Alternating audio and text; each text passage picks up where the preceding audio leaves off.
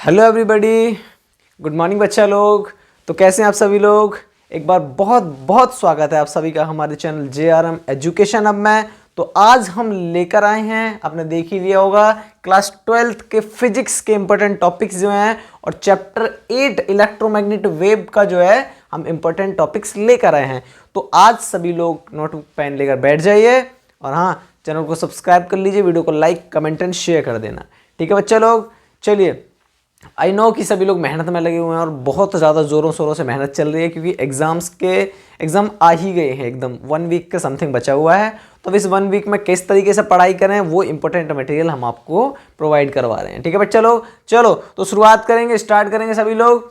तो देखो, electromagnetic wave जो है वो अच्छा चैप्टर है, ठीक ठाक है, इससे इतना इंपॉर्टेंट तो कुछ नहीं आता है, ज़्यादा मार्किंग वाला चैप्टर नहीं है, बट इससे कुछ इंपॉर्टेंट टॉपिक्स हैं, कुछ इंपॉर्टेंट डेरिवेशंस वगैरह हैं जो आपको बता देता हूं, जहां से क्वेश्चन पूछता है। ठीक है, चलिए। तो छोटा चैप्टर ही है, ज़्यादा बड़ा चैप्टर भी नहीं है, हार्ड भी नहीं है, इजी चैप्टर है थोड़ा। चलो, पहला टॉपिक जो है आपका वो डिस्प्लेसमेंट करंट से डेरिवेशन जो है ना डिस्प्लेसमेंट करंट का, वो आ जाता है, वो पूछ लेता है। तो इजी है, छोटा सा डेरिवेशन है, आप कर लेना इसका डिस्प्लेसमेंट करंट का। ठीक है, चलो तो डिस्प्लेसमेंट करंट का आपको डेरिवेशन आना चाहिए, पहला टॉपिक। सेकेंड टॉपिक की बात की जाए तो सेकेंड टॉपिक जो है इलेक्ट्रोमैग्नेटिक वेव की ऑल कैरेक्टरिस्टिक्स पढ़ लेना। आप क्या पढ़ लेना? ऑल कैरेक्टरिस्टिक्स, जिसमें आपको डेरिवेशन पढ़ना है, डेरिवेशन करना है, थ्योरी करनी है और इससे आपको न्यूमेरिकल, तीनों टाइप के क्वेश्चन आपको इससे इलेक्ट्रोमैग्नेट की जो और कैरेक्टरिस्टिक्स वगैरह है ना, उससे आपको तीनों तरीके के क्या पूछे जा सकते हैं, क्वेश्चंस पुटअप किए जा सकते हैं, पूछे जा सकते हैं। ठीक है बच्चा लोग, तो डेरिवेशन, थ्योरी और प्लस न्यूमेरिकल तीनों टाइप के आप क्या कर लेना, प्रैक्टिस करके जाना। ठीक है, और बात की जाए थर्ड टॉपिक जो है वो है इलेक्ट्रोमैग्नेटिक वेव का स्पेक्ट्रम। क्या है? इलेक्ट्रोमैग्नेटिक वेव का स्पेक्ट्रम। तो इलेक्ट्रोमैग्नेटिक वेव स्पेक्ट्रम में उसमें आपसे क्या पूछेगा, डेरिवेशन वगैरह पूछेगा नहीं, तो आपसे MCQs वगैरह पूछ सकता है। इससे क्या पूछ सकता है बच्चा लोग? MCQs वगैरह। क्या पूछ सकता है? MCQs वगैरह। तो ऑब्जेक्टिव टाइप के क्वेश्चन पूछता है, तो इस टॉपिक से पूछेगा। फोर्थ टॉपिक की बात की जाए तो रेज की रेंज है। हाँ, इससे इंपॉर्टेंट क्वेश्चन मतलब MCQs वगैरह पूछता है, आपसे पूछ देता है कि इस मान लो अल्ट्रावायलेट रेज जो है उसकी रेंज कितने से कितनी होती है। ठीक है, और बहुत सारी हैं। ठीक है, तो UV रेज वगैरह, ठीक है, अल्ट्रासाउंड वगैरह, तो इन सारी रेज की बताया जाता है कि क्या कहते हैं, रेंज क्या है। रेंज दे रखी है ना, NCERT में भी दे रखी है और आपके SL अरोड़ा में भी दे रखी है। तो आपसे रेंज वगैरह आप पढ़ लेना, इसकी इतना इंपॉर्टेंट नहीं है।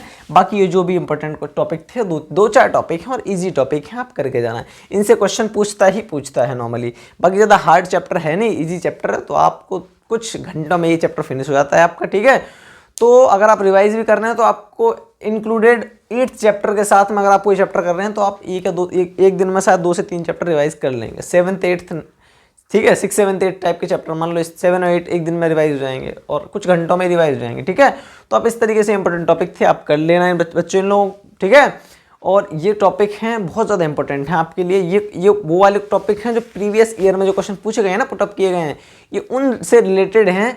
तो 10 ईयर्स से निचोड़ देखा गया है कि इनसे टॉपिक फंसता है या नहीं, उसको देख कर टॉपिक आपको बताए गए हैं। ठीक है, तो ये इंपॉर्टेंट मटेरियल है। और जिन बच्चों ने अभी सिर्फ ये वाली वीडियो देखी है तो वो लोग अगर पिछले वाले चैप्टर्स की, आगे वाले चैप्टर्स की लिस्ट क्या कहते हैं देखना चाहते हैं कि डेली पर डे के आप जितने भी इंपॉर्टेंट चैप्टर हैं उसके हिसाब से आप देखना चाहते हैं, तो हमारे JRM एजुकेशन आपकी जो प्लेलिस्ट है ना, क्लास 12th का इंपॉर्टेंट मटेरियल और बोर्ड टारगेट बैच वाली जो सीरीज वगैरह हैं, उसको जाकर आप चेक कर सकते हैं। तो ये आपको इंपॉर्टेंट टॉपिक्स की प्लेलिस्ट मिल जाएगी फिजिक्स की। ठीक है, तो आप लोग वहाँ जाकर ये एक बार देख सकते हैं और जो आपके लिए बहुत ज़्यादा इंपॉर्टेंट होगा, क्योंकि बोर्ड के एग्जाम के पॉइंट ऑफ व्यू से ये बहुत ज़्यादा इंपॉर्टेंट है। तो बोर्ड को देखते हुए ये बताया जा रहा है आपको कि प्रीवियस ईयर में क्या आएगा, इंपॉर्टेंट प्रीवियस ईयर में जो आए थे या फिर जो भी इंपॉर्टेंट टॉपिक्स हैं वो सब आपको कवर करवाए जा रहे हैं।